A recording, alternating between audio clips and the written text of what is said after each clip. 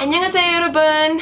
So before I get into anything related to Korean, I just want to point out that this is our 10th episode. I know, to some of you it may not seem like a lot, but to me it means that for the past 10 weeks I've been working on this project, on this segment with you guys, and it was so much fun and so educational for me as well. I learned so many things as I was going along this journey with you guys, and I really hope that you've been enjoying the content that I was putting up. Now that that is out of the way, we can move on to the purpose of these videos and learn Korean. So last week we talked about sentence structure and especially the huge role that particles play in it. Today we're not gonna focus on anything apart from the subject marking particles because there's another one that I specifically didn't mention at all last video because it can be a little bit confusing for beginners, especially to understand, and yes, I wanted to dedicate an entire video to it. So today we are going to be looking at the difference between 는, 은 particles and 이가. Both of them can mark the subject of the sentence. Yes, for all of you smarty pants out there, I know that 이 and 가 can actually not only be used as subject marking particles, but they can also be non-subject marking particles. What a shocker! But we're not gonna get into that today. We will take it step by step, and as soon as we gain a little bit more knowledge of Korean, then we will definitely get into that as well. But today, I just want to point out a few really tiny contextual differences between 는, 은, and 이가 particles because the difference is tiny. So, both of these particles can simply state the subject of the sentence, but the meaning that the sentence will have will be slightly different. Let's just look at an example. 고양이는 집 뒤에 있어요. 고양이는 집 뒤에 있어요. And then we have a sentence. 고양이가 집 뒤에 있어요. Two very similar sentences. The only difference are the particles. And they both literally mean the cat is behind the house.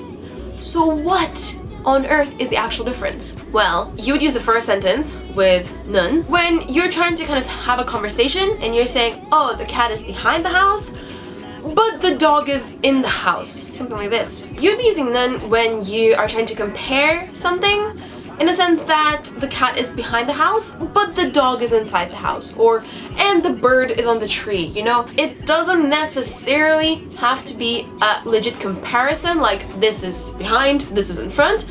No, but it does have a certain level of like, this is this and that is that. Or this is this, but that is that. So you would say something like 고양이는 집 뒤에 있고 개는 집 안에 있어요. But when we're using the sentence 고양이가 집 뒤에 있어요, it's more of like you're just sitting on your lawn and enjoying the weather and you just look behind the house and you're like, oh, 고양이가 집 뒤에 있어요.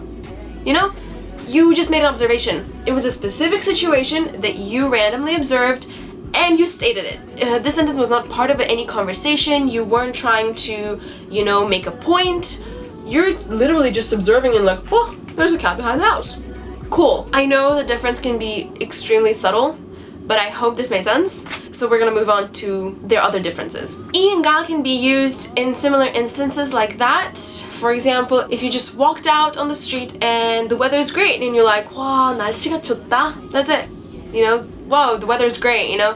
Or you just look outside the window and you're like, 어머, 비가 왔다. You just observed something. The situation is not related to anything, it's very specific, and yeah, you're just looking at something and talking about it. Or when you're hiking with your friends, for example, and you look around and you're like, 와, 산이 높다, or 산이 높아요. Again, you were in a situation, you looked, observed, mentioned. But if later on you're at a bonfire and you're having a conversation and you say 산은 높다 using the 은 particle, that is when the second kind of use of 는 and 은 comes in, and that is when you're stating a certain fact, a well-known fact. So we all know that mountains are high. That's kind of why they're called mountains, because they're not plains, they're not just kind of...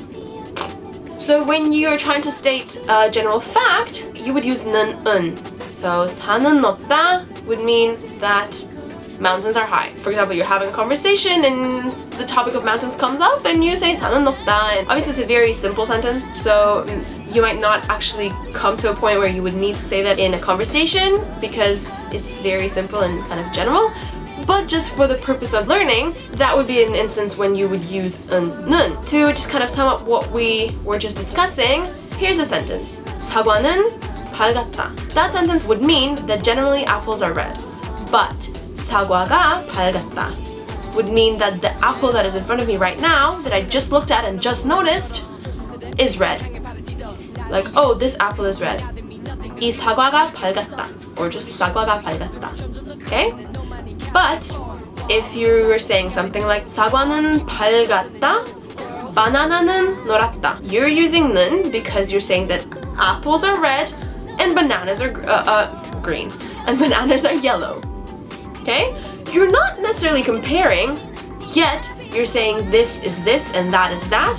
And in that situation, you have to use 는. And lastly, if you're saying something like 사과가 파랗다, that is literally just your observation, like, oh wow, the apple, that apple is blue. Like, what? How did that come about? You wouldn't be saying 사과는 파랗다 because that would mean that, well, generally apples are blue, which is not true. But the important thing is people are still going to understand you. I'm not saying that you need to know your particles absolutely, completely and fully, because you won't be able to do that because that comes with the knowledge of the language and just kind of the understanding and feeling the language. There will come a point when you will just feel what is right. But generally, if you do mess up your particles a little bit, it's fine. Your point will get across. It may come out having a different meaning from what you originally meant, but generally you would be able to kind of convey what the general meaning of what you're trying to say.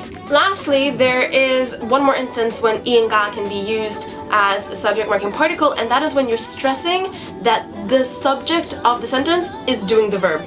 Like, it is the subject of the sentence that you want the listeners or the readers or whoever to focus on. For example, if, I don't know, your mom prepared dinner, she brought it to the table, she left to the kitchen, and then she came back 5 minutes later and the food's just gone, and she would just look around and be like, what happened?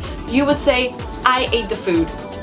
내가 밥을 먹었어요. If you would say 나는 밥을 먹었어요, it would make sense, but it's more of like just generally stating I ate the food. That's it. General statement. The food that was there, I ate it. But if someone's looking at you and expecting an answer, you would say 내가 밥을 먹었어요. 죄송해요. Think about it that way. If you would walk into the room and just randomly say 내가 밥을 먹었어요, whether it's your family members or your friends or whoever's in the room, they'll kind of be like, good for you? You are the one that ate the food? Great. But if you're walking into the room and you sit down next to your mom or whatever and you say 나는 밥을 먹었어요, like, oh, I ate, you know, I'm good, I'm not hungry kind of thing, it would be fine. Do you see the slight difference? Also, when you're answering questions like 누가 그녀를 좋아해요? Who likes this girl? And then if you do, you would say 내가 좋아해요. Or 내가 그녀를 좋아해요. In this situation where it's questions, it's kind of easy to figure out what you need to use 는, 은, or 이가 because it is in the question. So if I'm asking 누가, obviously it's going to be 내가. But if I'm saying 너는 누구를 좋아해요? You. Who do you like? Then, because in the question there is 너는 and 누구, obviously you would say 나는 그녀를 좋아해요. And even if we take away the 너는, it's just like 누구를 좋아해요? There's no 가 in the question, right? It's not 누가, it's 누구를, right? So from that you can deduce that you should answer with 는. So yeah. Whew. Hopefully this was informative. Hopefully this was easy to understand and manageable. If it wasn't, please let me know in the comment section. I will try to answer all your questions. I know this is super confusing and super contextual and situational. So yeah, I hope that you will all have a wonderful upcoming weekend. It's Halloween, so woohoo! Lots of candies, getting fat and happy. Please look forward to next week because there'll be lots of interesting videos coming up. And yeah, 안녕!